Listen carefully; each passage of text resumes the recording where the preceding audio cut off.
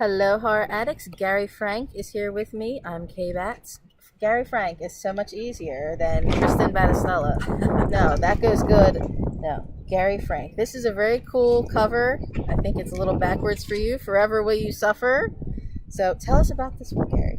So the tagline I usually say is it's a 300-year-old love story gone terribly wrong.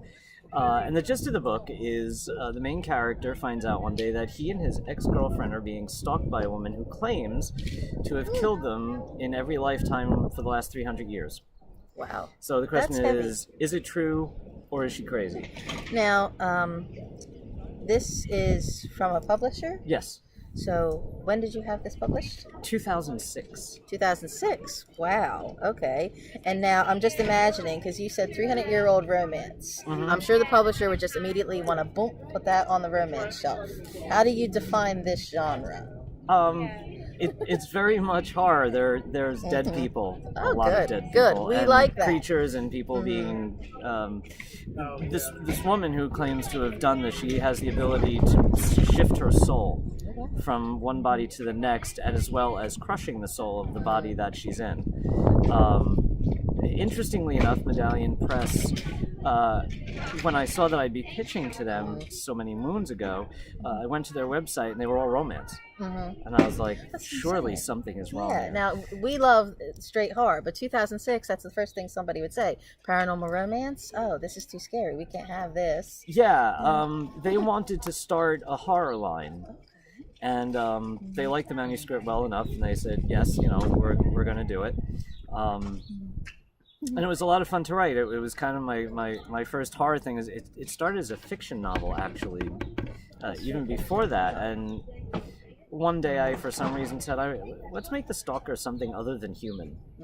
And once I settled on what she was, everything else kind of, an author loves to say, oh, this will be easy, and guess what, boys and girls? It's not always easy. No, 2006. And this is still here in print. It is actually not. Oh, okay. This is special. The way the story goes is I got a letter from the publisher saying that they were taking it out of print, and so I was able to buy like a pallet load for really cheap. So I have a pallet load, about 2/3 of a pallet load in my basement right now, and a friend of mine who does an ebook business wanted to do the ebooks for Forever Will You Suffer and Institutional Memory, which is backwards. So I'll show you the back copy and then you can read it forwards. He wanted to do the ebooks for both. I said, sure. So interestingly, I did Institutional Memory first because I knew it would be easier to do the editing. And in the meantime, his press joined with another press, Crossroad. And so Crossroad did the ebook of this, the ebook, the print book, and the audio book of this. Oh, wow. So they have this, and now I'm just going through and doing that one. So There was a good time, 10 or 15 years, where there was a lot of small press and a lot of e-publishing when it was ebook and print together, where any kind of scary horror, there was room for it. Now it seems like the market has shrunk again. yeah, I don't know what's happening, I think part of it is seeing more horrific elements in mainstream fiction, and mainstream fiction being more accepting of a horror novel if it's called a thriller. Yeah. Even though thrillers have a very specific definition of what they are, which doesn't include horror. And I think that kind of detracted for a while. And a small press business, if you're healthy and your family is healthy, and your spouse has insurance, it's all good. And if your spouse gets sick and you don't have insurance, it's very easy for a small press to disappear very quickly. And that's a shame, because the small presses are doing great work, because they're finding all the authors that mainstream turns down, because mainstream says this is what sells, this is what doesn't, and the small press is like, this is awesome. But you also have a few things waiting in some anthology projects, but have you found it's easier to place horror, or is it more difficult? Do people hold back on the horrific? Well, interesting. I have a novel that has been with agents, is going out to agents and a couple of publishers, which is more dark fantasy, which seems to be having a harder time finding a home because because I think there's too much horror in it, and they're saying that they don't know how to market it. Like it's fantasy, because it's heavy fantasy. It's fantasy with darker elements.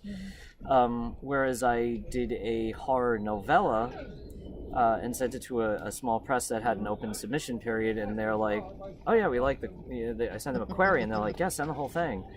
Like I can get used to this, 30 to 40,000 word novella thing. Like, oh, this is a lot easier than 90,000 words. Well, that's another thing too. There was a time where there were a lot of magazines, a lot of anthologies that were doing horrors, shorter fiction, and it was good. And then there was a phase where there wasn't.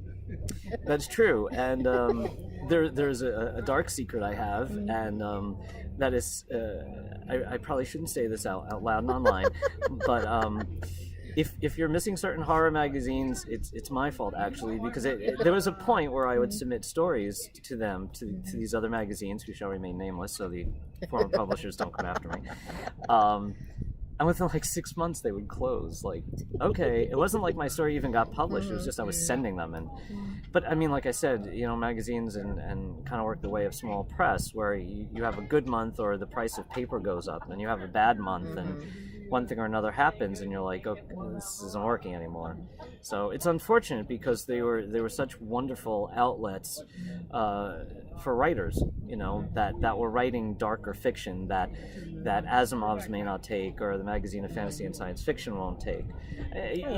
Even Science Fiction Fantasy doesn't have a tremendous amount of paying market magazines. You can find hundreds of For the Love of stuff. But I've always been of the belief that if I'm going to take the time to write something, I kind of like to get paid for it. Crazy, right, ladies and gentlemen, boys and girls? Just crazy. What am I thinking? No. Are you into that business aspect of the whole writing campaign? You mean in terms of Because you have to be. I haven't. It's like getting a job, right? I had a job for 17 years. It ended, and my resume is 17 years old. And it's the same kind of thing because Forever Will You Suffer came out in 2006. The old Institutional Memory came out in 2008. So it's the same thing. I'm like kind of new in what's going on with all the technology, and it used to be you put a post up on Facebook and you'd get sales. Now it's like, well, that's not all you have to do, and obviously that's not all I'm doing, but it's being savvy in the market and taking off the writer hat and putting the business person even beyond the editor. When I'm after the novel's written, of course you have to go back and edit the thing, and that's a different phase as well. But being the business person, like, just because one has a publisher doesn't mean that the publisher is going to do everything, because they don't necessarily have the marketing budget for it. So it's finding new ways, and I think one of the great things about having a community of writers, be they in the same genre or otherwise, is just finding out, like, okay, what are you doing to get your book out there? Not necessarily, so are you selling 100 copies and what are you doing, but what are some techniques that you're using to promote your book and that sort of thing. And I hadn't thought of that before, and that's new and inventive. But these are standalone novels. Correct. But you are doing novellas as well, which there's slight technicalities on who counts what as a novella, novelette, word counts. Right. But are they easier to write when it's shorter? Oh, yes. I'm not a short story writer. My short stories turn into longer pieces because I like the storytelling aspect, so it takes longer to do that in any format.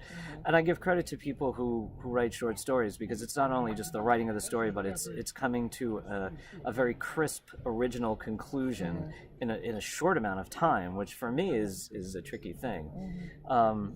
Novels, obviously, 90,000 words are long to do. The one novella that I submitted to a press, they were taking everything from 17 to 35,000 words. That's a big. So I'm like, wow, I could do that, and I can write it and end it. And the thing is, when I talk about however it's pronounced, novellas. I generally would state what the word count is that the publisher is looking for. It's they're looking for 20 to 40,000 words, and this one's looking for 17 to 30,000 words. So, I kind of write my way into that space. So it's very exciting to do. It's kind of a new art form for me, being conscious and aware of story length and pacing, and because obviously when you've got 90,000 words, the pacing is you have a lot more to work with than 30,000 words. Do you still outline or plan regardless of the length, or are you purely pantser inspirations? When you drive at night, you get in the car and you turn the headlights on, and you can see to where the headlights go, and that's pretty much how I write. So I will come up with an idea, and I will start it. Just spontaneously start, and in between writing periods I'll sit down with a pad and start writing out, this is what happens next, and then I'll start doing that. But I leave myself free to if a character wants to make a left instead of a right, and I kind of go with that to see where it leads, and then I'll just redo the roadmap based on that. I have had to restrain characters. I don't know if you out there in writing land have ever experienced that, but writing along and they go somewhere. Even I was editing Institutional Memory, and I'm going along and the character answers a phone that he didn't answer in the original version. I'm like, you can't do that. That's a whole nother story. Don't answer. Either that or just tell your sister you have to call her back, because that's not what we're doing here. So from the first draft, you're just getting everything out there, and then all these new things that spin out. How many drafts, or is it more of an editing process for you?